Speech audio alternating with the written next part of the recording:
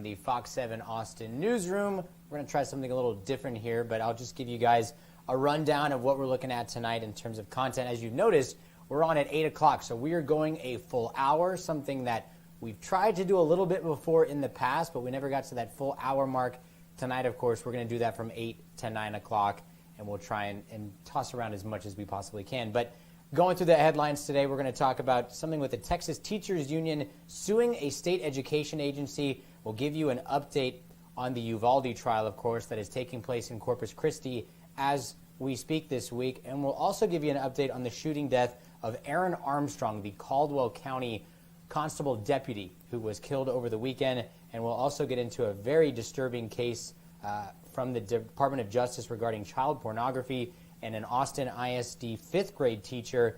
And then we'll get into some shocking video of an HEB truck plowing in to a disabled vehicle. But as I mentioned, trying something new tonight. We're going to start with our reporter, Marco Bitno. We're going to try and bring him up here live. We've never done this before, but we have tested this out, so I assume you'll be able to see him as I am right now. Marco joining us now. Wanted to bring you on to talk about the first topic I brought up in terms of this lawsuit regarding the Texas Teachers Union, and it sounds like this has to do with what happened right after the assassination of Charlie Kirk a couple months ago. So what is the latest on this story, Marco? Alec, well, first of all, glad to be joining you live for the first time. But like you mentioned, this lawsuit from the AFT, it's all centered around Charlie Kirk's assassination. Of course, we can remember that happened back in September, and this, sent shockwaves around the country. And this, story exploded online, especially, all over people's social media.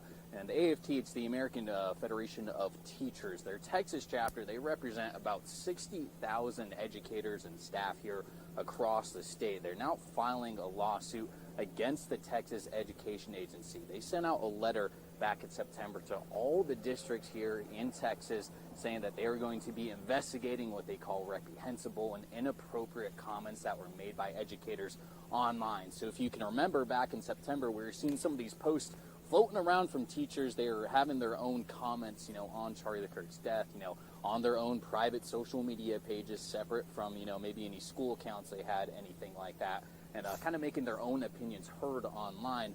Well, the Texas Education Agency wasn't big fans of that, and they started doing investigations on these. And with today, the AFT saying in their press conference that teachers on the receiving end of that, they were reprimanded for that, they were disciplined, and even some of those teachers were terminated according to the AFT.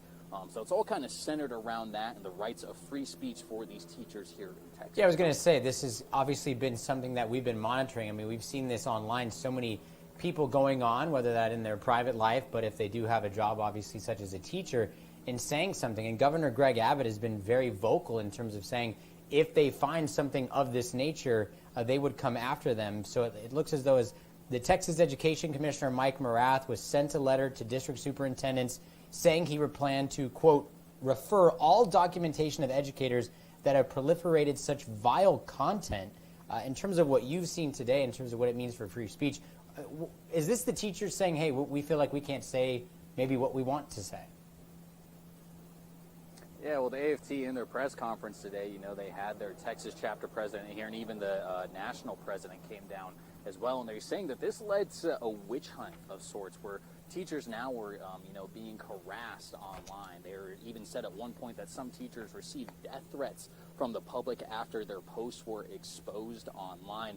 Now they see that teachers are even afraid to kind of maybe post anything online, even, they feel like it might be their free speech right, their First Amendment rights. They're saying that now a lot of teachers have, deactivated their accounts or doing a lot of second thinking before they hit that post button. So it's definitely sending shockwaves across, kind of the teaching platform right now, if you might say. And, we talked a little bit to the Texas Education Agency, and they said that, when this investigation began, they had 354 official complaints total.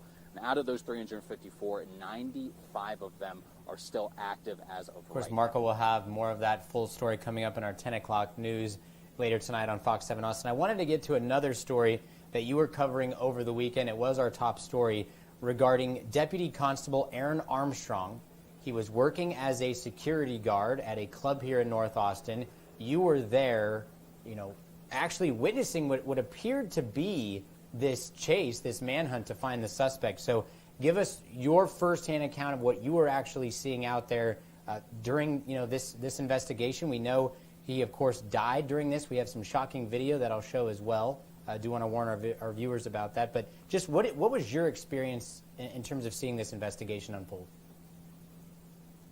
Yeah, so we were out there on Sunday afternoon at Club Rodeo. We were out there just about 12 hours after Aaron Armstrong had been shot and killed in their parking lot. We were talking to some of the vendors who frequent that area over there, especially on Sundays. There is a lot of vendor stalls over there. And while we were talking to these people, we saw a convoy of SWAT vehicles headed... Alguien, ánimo raza, que hay un chingo de putos policías. ¿Quién sabe qué pedo? Pero ahí hay alguien ahí tumbado.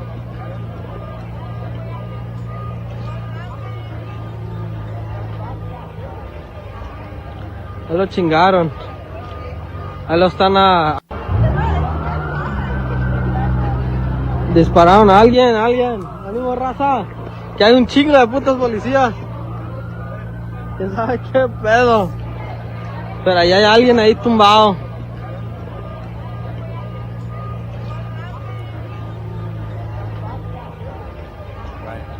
Ahí lo chingaron. Ahí lo están dispararon a alguien, ánimo raza, que hay un chingo de putos policías. ¿Quién sabe qué pedo? Pero ahí hay alguien ahí tumbado. FBI Director Kash Patel actually came out today and sent out a message, a tweet, if you will, on X or Twitter, whatever you want to call it. He says, "Rest in peace, Deputy Constable Aaron Armstrong of the Caldwell County Constable's Office, Precinct 3 in Texas. End of watch, January 4th, 2026. Deputy Constable Armstrong served the Caldwell County Constable's Office for over a year and had previously served with the Smithville Police Department. The FBI sends our prayers and condolences to Deputy Constable Armstrong's family, friends, and colleagues left behind. They will have our full support." So obviously this is gaining some national attention.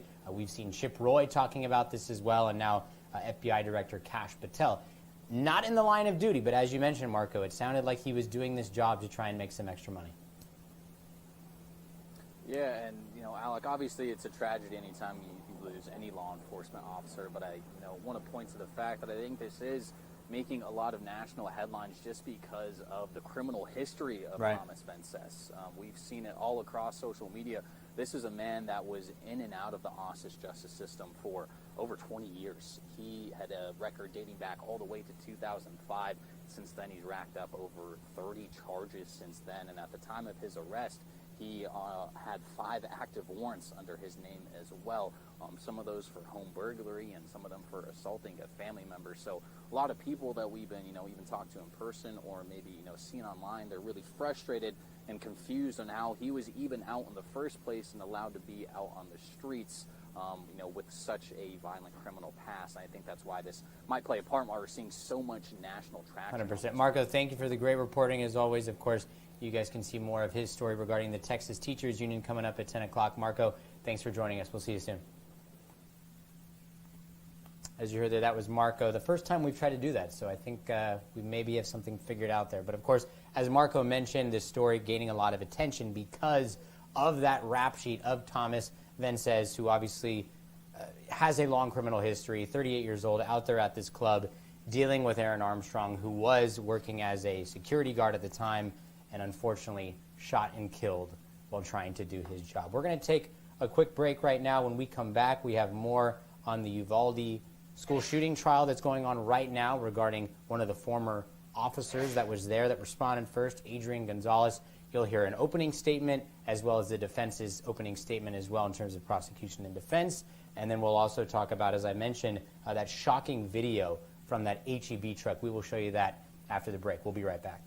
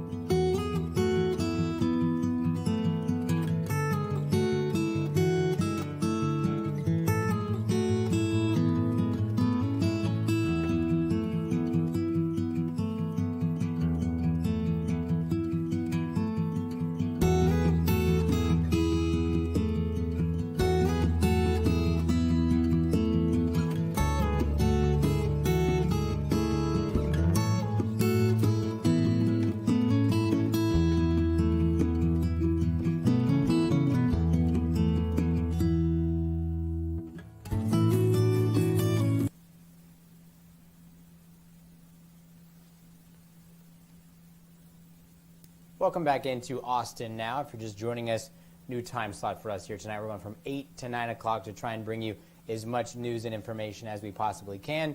As we talked about in the first segment of the show, the latest on a Texas Teachers Union suing the state education agency for investigating social media posts about Charlie Kirk following his assassination. We saw hundreds of teachers, of course, being investigated.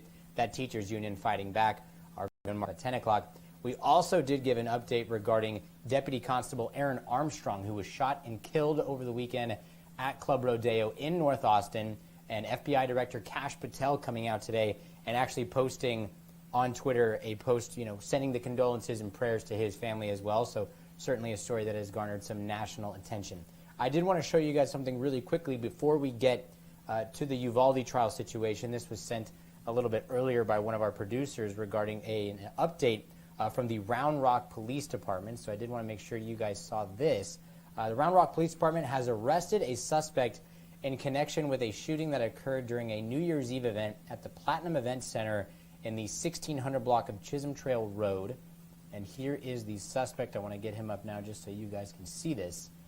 But this was given to us a couple hours ago. And this is the Round Rock Police Department saying Javion Wright, 20 years old, of Pflugerville, was arrested and charged with aggravated assault, mass shooting, a first-degree felony. The shooting stemmed from a physical altercation between partygoers during which 5 juveniles were shot. All victims were taken to local hospitals with non-life-threatening injuries. 1 remains hospitalized but is in stable condition. Detectives continue to investigate the incident, including whether additional suspects may be involved. Anyone with additional information related to this incident is asked to contact Detective Heldman, and his number is 512-688-7966. There is the suspect in custody, 20-year-old Javion Wright. We want to switch gears now to the latest on the Uvalde trial, of course, that school shooting massacre that occurred just a few years ago, something that really rocked all of this community, this entire state, and of course it was a national story. And now we are dealing with the trial in Corpus Christi regarding Adrian Gonzalez, who was one of the district's police officers that was the first to try and respond to that shooting. And of course, a lot of law enforcement has been under fire for this, for what's really been considered a failure to respond in a timely manner. 350, 400 law enforcement officers. This suspect, obviously, that eventually died was not killed until 77 minutes into this school shooting. So just a horrible situation, obviously, there at Robb Elementary. I do want to show you guys the latest in terms of the trial. We've got the opening statements from both the prosecution and the defense, so we'll bring those up now. I want to start with the prosecution, and you guys can listen into what they had to say. It's about 3 minutes long. Adrian Gonzalez, of course, is the first person you will see here, so we'll pull this up, and then we'll talk about it a little bit, and then we'll show you guys, of course, what the defense's argument is. But this is Adrian Gonzalez, first day of this trial after the jury selection was yesterday.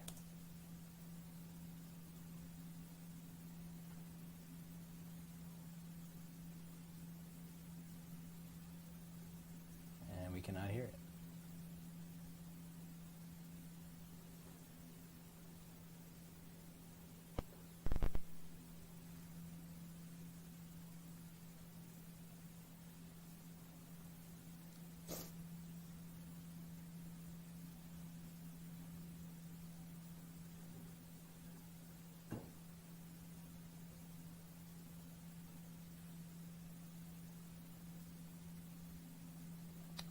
I don't think you guys can hear that. We will try the other one. This is the defense's opening statement.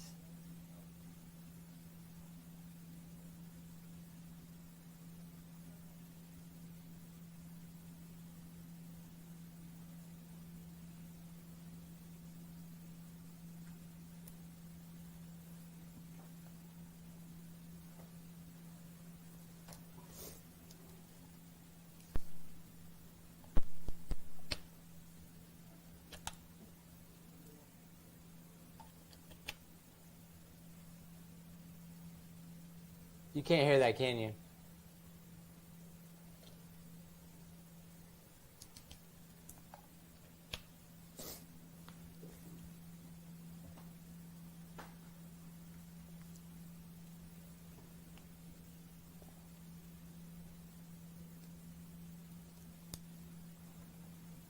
Well, I apologize, guys. You cannot hear that there, so I'm not quite sure what the issue is. But those were the opening statements regarding the Uvalde officer who stood by in all of this. And so I'll give you the latest from the Associated Press in terms of some of the information that we have. Obviously, following this, it became clear that in the crucial, chaotic minutes before a gunman in Uvalde, Texas, began firing inside that elementary school, a police officer now accused of failing to protect the children stood by without making a move to prevent the carnage. That's according to the prosecution. So school officer Adrian Gonzalez arrived at the scene, obviously as one of the most deadly shootings in U.S. history, school shootings.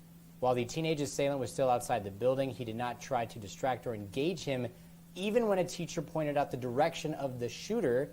According to Special Prosecutor Bill Turner, he said this during those opening statements, the officer only went inside Robb Elementary, quote, after the damage had been done. Defense attorneys disputed this, of course, and the accusations against Gonzalez, saying Gonzalez, one of the two officers charged in the aftermath of this attack, did nothing, saying he radioed for more help and evacuated children as other police arrived. Quote, the government makes it want to seem like he just sat there, said defense attorney Nico LaHood. He did what he could with what he knew at the time. Prosecutors obviously focusing sharply on Gonzalez's steps in the minutes after the shooting began, and as the first officers arrived, they did not address the hundreds of other local, state, and federal officers who arrived and waited more than an hour to confront the gunman, who was eventually killed by a tactical team of officers. So, as we see here, it's rare for an officer to be criminally charged with not doing more to save lives. This is one of the sisters from a teacher here who was killed. Quote, he could have stopped him, but he did not want to be the target. That is from Velma Lisa Duran, the sister of teacher Irma Garcia, who was among the 19 students and 2 teachers who were killed. So obviously a case we will continue to follow regarding the Uvalde trial here, and it's something that is going to be very interesting if he is found guilty of this, up to 2 years in prison, regarding the fact that he did not act. So that's really what they're trying to find here. Another disturbing story I want to show you guys before we get to this HEB truck, something we also got today, and this was out of Austin, regarding a former Austin ISD 5th grade elementary teacher. And I want to pull up the mugshot now of Carl David Inman. And it is a disturbing story, so I do want to warn you guys ahead of time in terms of what I'm about to read here. But we did put this information out earlier. I want to show you his mugshot now. This is the man we are talking about, Carl David Inman, 51 years old. And this is the statement from the Department of Justice here. So, a former elementary school teacher pled guilty in a federal court in Austin today to possession of child pornography. According to court documents, a digital forensic analysis of seized devices determined that Carl David Inman possessed more than 16,000 files depicting child sexual abuse material on a laptop computer and an additional 349,728 files depicting child pornography on an external hard drive. So we're talking more than 365,000 files regarding child sexual abuse material. Thousands of the images possessed by Inman involved prepubescent minors under the age of 12. He was a 5th grade teacher in the Austin ISD district at the time of his April 2025 arrest and had previously worked as a substitute teacher at approximately 20 other schools within the district. He faces up to 20 years in prison. A federal district court judge will determine any sentence after considering the U.S. sentencing guidelines and other statutory factors. U.S. Attorney Justin R. Simmons for the Western District of Texas giving us this announcement. The FBI and the Department of Public Safety Criminal Investigations Division are investigating the case. Assistant U.S. Attorney Grant Sparks prosecuting the case. So just a horrible story there out of Austin ISD. This teacher arrested in April of 2025 had worked at 20 other schools, having 365,000 files of child pornography. And something else to mention, and you can find this on our website, fox7austin.com, in terms of getting more in depth with this story. Some of this created with artificial intelligence.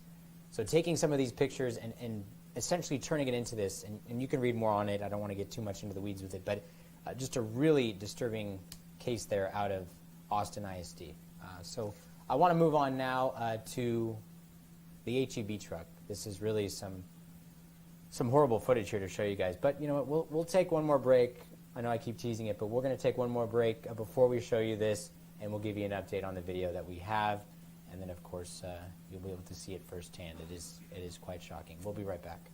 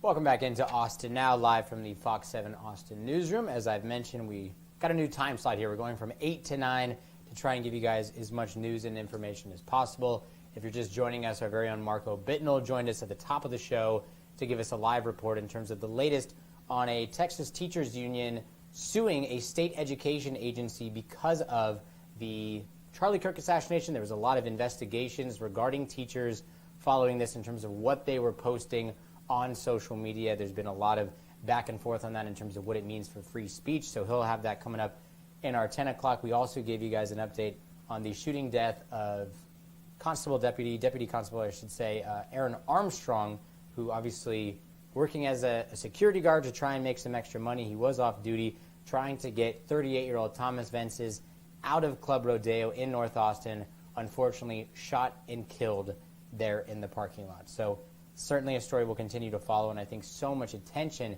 has been put on that story. As Marco said, because Thomas Vences had such a long criminal history, why was he out and about? How did he obtain a gun? How was he doing what he was doing? So certainly a story that we will continue to follow. We also were going to show you the Uvalde trial in terms of the opening statements from both the prosecution and the defense but unfortunately that video was not working for us. It seems as though maybe it is now. So let's see where I can get this. So I want to show you guys that because it is some interesting stuff from both the prosecution and the defense. Adrian Gonzalez obviously is trying to argue that he did act and he was not too late. But unfortunately, to many, he was by the time this happened. So I want to go now to the opening statements, this coming from the prosecution. If the audio works. That's right. There we go. Charged and organized as such at the January term of 2024 of the Judicial District Court for said county. The teachers and the kids armed themselves with scissors to confront a gunman. To confront a gunman.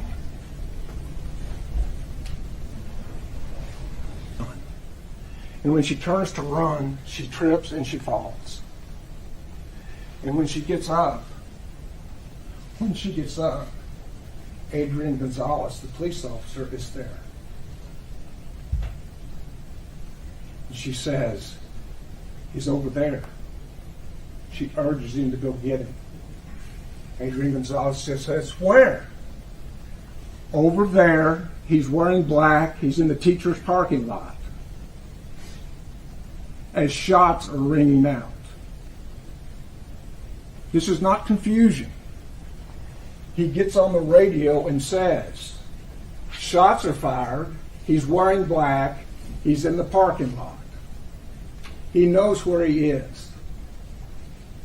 But Adrian Gonzalez remains at the south side of the school. The gunman makes his way up the west side of the west building where the fourth graders are. He fires shots into a classroom full of children at 102. Adrian Gonzalez remains. He moves down to classroom 104, fires shots into the classroom of 104. Adrian Gonzalez remains. He moved halfway down the wing, fires more shots, this time not into the building, because there's no defect in the building. It's not going into the windows, it's not going into the bricks. It's also at the same time, when forces are coming, other police officers are starting to arrive. He then hurries to the west door and enters. It's been a minute. And there's a break in the shooting, and Adrian Gonzalez remains. He then walks, that gunman then walks, but Adrian Gonzalez does nothing more than mic his microphone and tell other officers what's going on.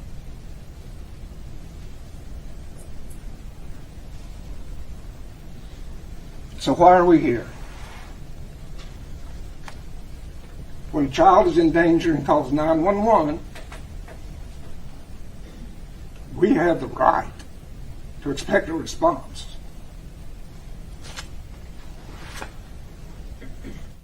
That was the opening statement there from the prosecution in the trial case here against Adrian Gonzalez, who of course was one of the police officers working within the district there in Uvalde at Robb Elementary. The prosecution appearing to be very emotional there and talking about this in terms of the shooter, Salvador Ramos, a former student, 18-year-old, who gets on the campus saying that the elementary school students were arming themselves with scissors, trying to defend themselves. Him getting a little emotion there, talking about that. And then, of course, the camera panning to Adrian Gonzalez, who he says failed to act and did nothing more than radio in for more help rather than going in there to try and handle the situation himself. Of course, the gunman, Salvador Ramos, was not killed until 77 minutes after he entered the school there. So that was the prosecution side. I do want to show you the defense's side just so you get both ends of this. The defense now talking for Adrian Gonzalez.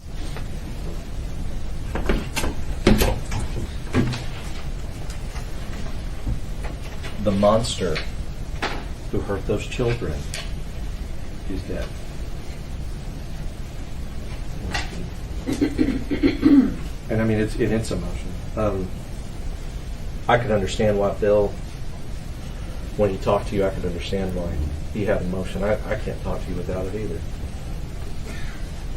I think you heard me say it yesterday. This is one of the worst things ever happened in our country. There's only been a few like this many, this young, innocent. It's awful. But Adrian Gonzalez did the best he could with what he knew at the time. Adrian Gonzalez, the prosecution got up here in the opening statement, and you're going to see, and Nico, my partner, he's going to come up here and he's going to go through the times after I talk to you. But you're going to see that the prosecutor has tried to condense time at some points and then tried to stretch it out. But one of the things that you didn't hear in his opening was any preciseness of the times. We heard about a minute. That's not what we're going to do in this trial. We're going to talk about what Adrian knew, what was happening second by second, so that you can understand that we're right. We know that Adrian never was able to confront the gunman. But the prosecution's going to agree, and the evidence is going to prove throughout the trial, Adrian never saw him. The prosecution says knowing the general location. They have to prove beyond a reasonable doubt. And one of the things that you heard the prosecution say, you heard him say that Adrian said, he's over there in the parking lot. He's over there in the teacher's parking lot on the west side of the building. What he didn't tell you is that when Adrian said that, and Nick is going to talk about it, when he said that, this is the parking lot on the west side of the building. When Adrian calls that out, he's over here, all the way on the other side of this building. And as far as being here, calling it out, the shooter had already entered the building at the time that Adrian says he's on the west side of the building in the teacher's parking lot. He does not know. Adrian does not know where he is. But I want to talk about it using this map so that you can get it. So that is the defense talking there for Adrian Gonzalez, obviously one of the officers that's going through a trial regarding the Robb Elementary shooting in Uvalde. Just to give you guys the number, 19 students killed, 2 teachers killed, 21 others injured. The shooter, 18-year-old Salvador Ramos, who was a former student there. This case obviously involving the failure to act in terms of child endangerment. The prosecution saying that rather than going in, he just waited there and radioed for more people. But the defense here saying he didn't have all the facts. He didn't quite know exactly where he was. And even when looking at the radio call, he's saying he's in the parking lot, but he's actually over here. So the defense obviously is going to put out the case as best they can. And as you saw there, the defense also emotional talking about this, saying not only is this one of the worst things to happen in the state of Texas, it's one of the worst things to happen in the entire history of the United States. One of the deadliest school shootings we have ever seen, obviously. So something we'll certainly begin to follow, or continue to follow, I should say. We have been following, but something we will continue to follow as we get more from inside the court here. Obviously, some very in-depth video there. I mean, this is right there in the courtroom as this is happening today during the opening statements. Our very own reporter, Jenna King, will have more on this coming up in our shows, just to give you guys a more in-depth look at it. And if you're just joining us, as I mentioned, Marco Bittner will have more on the Texas Teachers Union suing a state education agency as well for investigating social media pages following the assassination of Charlie Kirk. So just a couple of stories to keep up with. I also want to talk about another story that our very own Katie Pratt following up on tonight, something that she has been following since it happened. Breonna Aguilera, some of you may remember the night of that Texas A&M football game, the big rivalry game. 19-year-old Breonna Aguilera coming into Austin as a Texas A&M student to watch this game, hanging out with friends, going to a tailgate, going back to an apartment here in downtown Austin, and eventually being found what appeared to be jumping 17 floors. We didn't quite know at the time all the details of it. There was a body found. She was pronounced dead there at the scene by Austin police. Many people thought, was there foul play involved? Did something else happen? Was this suicide? APD eventually came out with a press conference saying they had ruled it suicide based on information they had and based on the fact that there was a deleted suicide note on her phone. Her mother, of course, does not buy this story, and big-time attorney Tony Busby out of Houston has become the family's attorney, and they are now suing $1 million in terms of the company hosting this tailgate party, because we were told that she, did get rather intoxicated at this tailgate party, and then hours later, jumping to her death, according to the Austin Police Department. But Tony Busby doesn't think that this has been properly investigated, and doesn't think necessarily that APD has done their job. So I don't want to show you the entire thing. We don't have enough time. But this is Tony Busby talking about this. And certainly we saw him talk about a month ago about this, as he mentions here. But he just feels as though more needs to be done. So we'll listen in to Tony Busby talking about the latest on the Breonna Aguilera situation. It's been 30 days. And now, more than we were 30 days ago, we believe even more today that this was not a suicide, as been suggested by the police. This was either an accident or something much more sinister. Although it's been 30 days, the police are no longer doing anything. They're certainly no further along than they were 30 days ago. And what we've seen is they're doing nothing. Their investigation lasted maybe a few days. They drew some hasty conclusions, and then they just quit. We've discovered, as you might imagine, since our last press conference, we've had a lot of people reach out to us. And the stories just keep coming over and over with the same refrain and the same theme, which is Austin Police Department, for whatever reason, does not thoroughly investigate deaths that occur in Austin. The investigation here lasted a few days, and then they did a hasty press conference and claimed that there was a suicide. This has become routine for the Austin Police Department, and it's extremely troubling when you can't count on law enforcement to thoroughly investigate. We expect more. This family expects more, and I think we all should expect more. I want to specifically note that there is a lot of misinformation on the internet and social media. I think you've probably seen it as well. The spread of this misinformation is hurtful and harms the legitimate investigation we are trying to conduct here. There are all kinds of nasty things floating around on Facebook and Instagram and otherwise. One of the refrains that I've seen here recently is that Breonna was an alcoholic, which is the most ridiculous thing that I think I've seen so far. This young woman rarely drank. She didn't engage in self-harm. She wasn't suicidal. She was active in the Texas A&M Pre-Law Society. She had plans to be a lawyer. She had recently registered for her next semester. She had declared her major. She wanted to study abroad. A review of her apartment and her effects of her apartment demonstrated very clearly that there was no suggestion whatsoever that this young woman contemplated hurting herself in any way. And frankly, there was no suggestion that she drank alcohol on a regular basis. So that kind of misinformation that's out there, it's very troubling. In most cases, it's page after page of artificial intelligence images and stories on Facebook and Instagram that churn out false headlines for views and clicks. I'm sure you've seen them as well. I'm not sure who's behind that foolishness, but it seems to happen every time there's something of note in the press. Anytime there's something that's kind of a high-profile matter such as this. So I would caution everyone to be careful what you read and whether you believe it, because most of the stuff that you see on Facebook, Instagram, and the other social media sites is nothing but pure junk.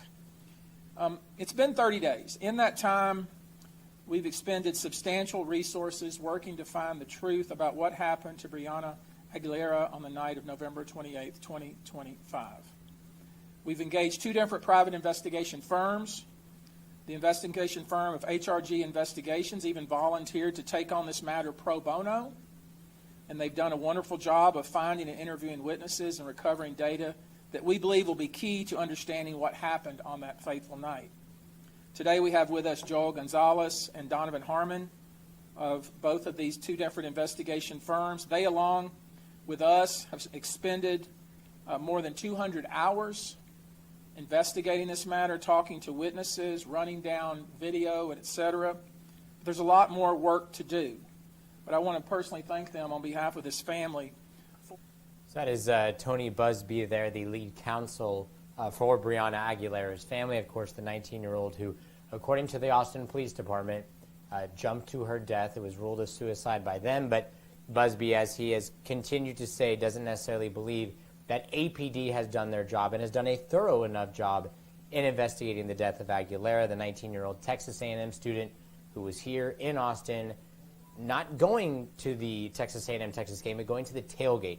And according to Busby here, they have announced that they will file a $1 million lawsuit in Travis County against the Austin Blacks Rugby Club and the UT Economics Business Association, alleging wrongful death and gross negligence, basically alleging that the organizations who hosted this tailgate party where Aguilera went overserved alcohol along with other minors in violation of the Texas Alcoholic Beverage Code. He goes on to say, it is illegal to serve minors any amount of alcohol in the state of Texas.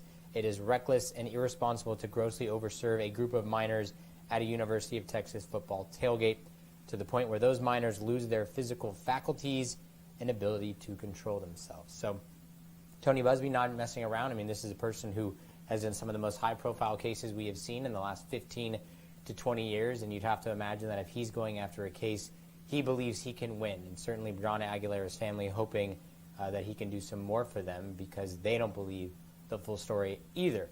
Katie Pratt will have more on this and an in-depth look at this story as it continues to develop. Finally, we can get to the video I've been teasing for quite some time. I understand I've talked about it for about 20 minutes now, but this was given to us earlier today. This is out of Bexar County, and a premier Texas catastrophic injury law firm, the Rodney Jones Law Group and the NMW Law Firm, are releasing what you're about to see as this horrifying video footage showing a moment where an 18-wheeler hauling H-E-B merchandise plows into a vehicle on US 87, eventually claiming the lives of 4 young Texas women, including a teenager. This is a wrongful death suit filed on behalf of the victims' estates just about a week ago in the Bexar County District Court where H-E-B is headquartered. And so I will show you that video now. I just want to warn you guys, it may be difficult for some of you to see, so this is just a heads up on that.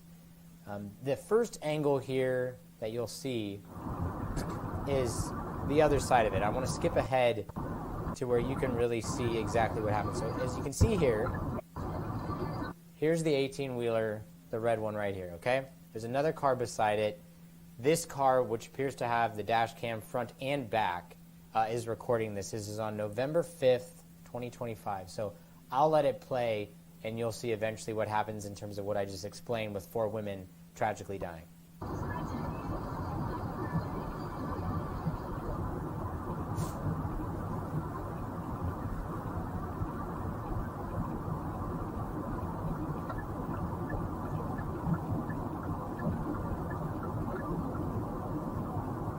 See, that car's going to change lanes. 18-wheeler coming up now. Here's the moment. Oh, yeah, that is. No! Call the police. Where are we? So you can see there appears to be a couple of women there in the car saying, call the police, call the police. So they change lanes, and when they do, there is a disabled vehicle here, and it's got its hazard lights on, and the 18-wheeler doesn't appear to see that, and then boom, here's the moment. Yeah, that is. It hits that car with all 4, and then the 18-wheeler turns over as well. That is operated by Guadalupe Villarreal on behalf of H-E-B. He was traveling in the same lane behind the vehicle in just released video footage. It appears the truck was initially a significant distance behind the restricted vehicle, as we just saw there, certainly. The petition states that Villarreal was driving fast, inattentive, and failing to control his speed when his semi-truck slammed into the rear of Johnson's vehicle. So those 4 women dying, Lakeisha Brown, Monique Johnson, Taylor White, and Brianna Brantley. And, of course, one of them, Lakeisha Brown, just 19 years old, out of Galveston. And just a horrible video to watch there, of course. A wrongful death lawsuit being filed now by these law firms in Bexar County, and certainly they're going to try and do as much as they can with this. But just a horrible situation with that disabled vehicle there on US 87, the 18-wheeler appearing to not pay attention there and taking them all four out in that one single moment. So we're going to take one final break. When we come back, we will talk about a situation with Texas football, and I think a lot of fans are going to have problems with this because in this age of college football and NIL and the transfer portal, I don't know how much loyalty matters anymore. I don't know how much rivalries matter anymore. It's pretty much let's go to the highest bidder, go get your, quote, bag, and that's pretty much what's going on. So we'll talk about exactly which player left. We did talk about him a little bit yesterday, but we'll tell you where exactly he has committed to, and I think you'd be rather surprised. We're going to take a break.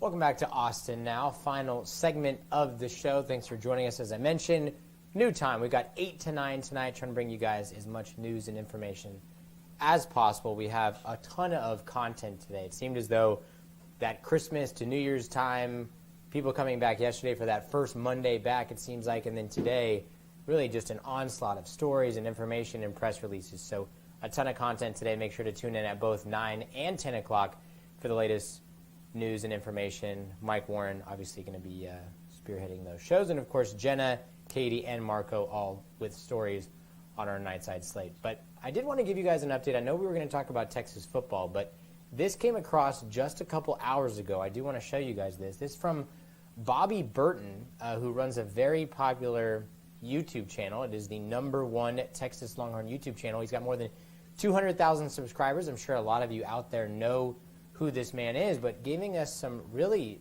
troubling news here. And even our own Crime Watch reporter, Meredith Aldis, said she was the first to alert us about this. So Bobby Burton saying, quote, on X here, Longhorn fans, please lift up Jordan Shipley and his family. Jordan is currently in surgery after being involved in an accident on his ranch earlier today. He received third-degree burns on over 20% of his body. Jordan's dad, Bob, asks for everyone's prayers. He is currently in stable but serious condition, #Hook'em. So, of course, many of you know Jordan Shipley as the great wide receiver that played for the Longhorns alongside the quarterback, Colt McCoy, a fan favorite. Meredith Aldis did a story on him not too long ago in terms of what he's been doing in his life after football. So, really troubling news here. It sounds like Jordan Shipley is going to be okay, but having to go into surgery after being involved in an accident. We don't know the details of that accident, but certainly something we want to follow. From one Longhorn wide receiver to another one, some interesting news for Longhorn fans. Parker Livingston, we saw him putting his name out there in the portal. Everybody's got to release their Twitter page, and they go, here's my statement. I want to thank all my friends and family and coaches. With that being said, and then usually after that comes, I'm going to put my name into the transfer portal. So we knew after the New Year's games we were going to see this. That's just the nature of college football now. A lot of these high-profile players for these blue blood programs, they have agents. In some cases, have multiple. They're working for an agency. Everybody is trying to go for the highest bidder. So we saw Parker Livingston say he is entering the transfer portal, and I thought the most interesting part of it was the fact that he said in his statement, and I'll show it to you here, this line right here, this is the most interesting part. Some things are out of my control. I'm not quite sure what he means by that. He goes, such is the reality of the ever-changing landscape of college football. Emptied my tank every day for this great university, my teammates, and all the good folks of Texas. Grateful. Okay. So, with him putting his name in the transfer portal, where does he end up deciding to go? Are you kidding me? Look at this. Parker Livingston. This was earlier today at 1:19 p.m., January 6th. Boomer, he says. Going to the arch rival, the arch nemesis, the school that so many Longhorn fans cannot stand, the Red River Rivalry, Oklahoma. Parker Livingston going to play for the Sooners in Oklahoma. Unbelievable. I mean, this guy grew up a Longhorn fan. He's from Texas.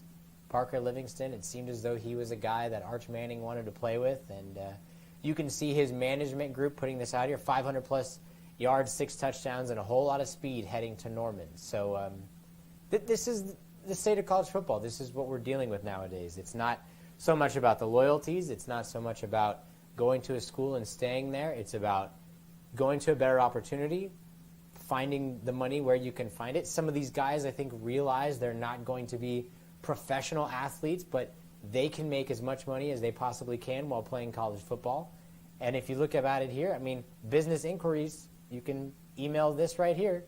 Then down below, he's sponsored by people, and then, hey, here's my management group. I mean, this is just what it is. It's the reality of it. I think a lot of fans don't like that, but this is just something we're going to have to get used to. And that was after his freshman season, and he's already gone. Now, something else I want to point out, and coaches will tell these guys nicely, basically, like, hey, we know you're here. You're probably going to be able to play, but maybe you're not going to be a starter, or maybe you're going to have to deal with other guys that we're bringing in through the transfer portal. So that's another situation that could be happening here.